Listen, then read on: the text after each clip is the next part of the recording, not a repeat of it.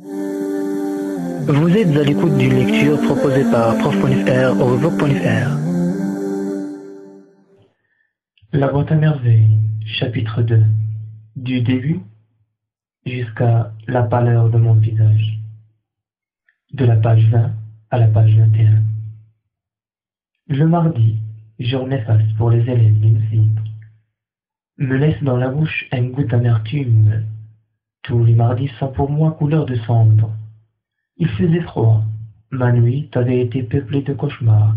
Des femmes échevelées, menacées de me crever les yeux, m'envoyaient au visage les pires injures. Parfois, l'une d'elles me balançait à travers la fenêtre et je m'enfonçais lourdement dans le vide. Je criais. Une main, combien douce, se posa sur mon front. Le matin, je me rendis au psy, selon mon habitude.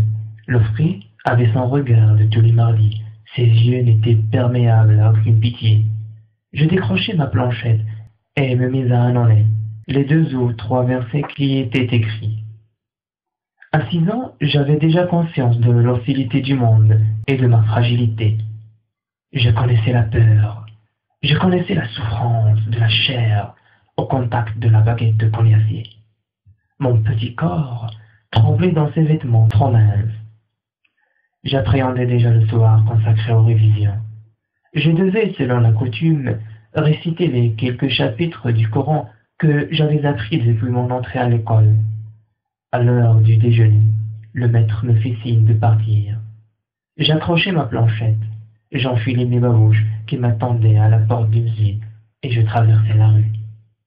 Ma mère me reçut assez froidement. Elle souffrait d'une terrible migraine.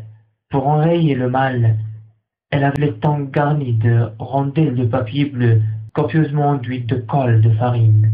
Le déjeuner fut improvisé, et la bouilloire, sur son brasero, entama timidement sa chanson. La Laïcha, une ancienne voisine, vint nous rendre visite. Ma mère la reçut en se plaignant de ses maux, tant physiques que moraux. Elle affectait une voix faible de convalescente, s'étendait sur les souffrances de telle partie de son corps, serrait violemment des 2 mains sa tête empaquetée dans un foulard.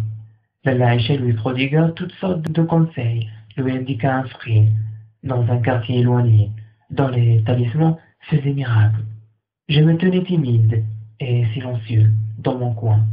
La visiteuse remarqua la pâleur de mon visage. Cette séance vous a été proposée par prof.fr au blog.fr.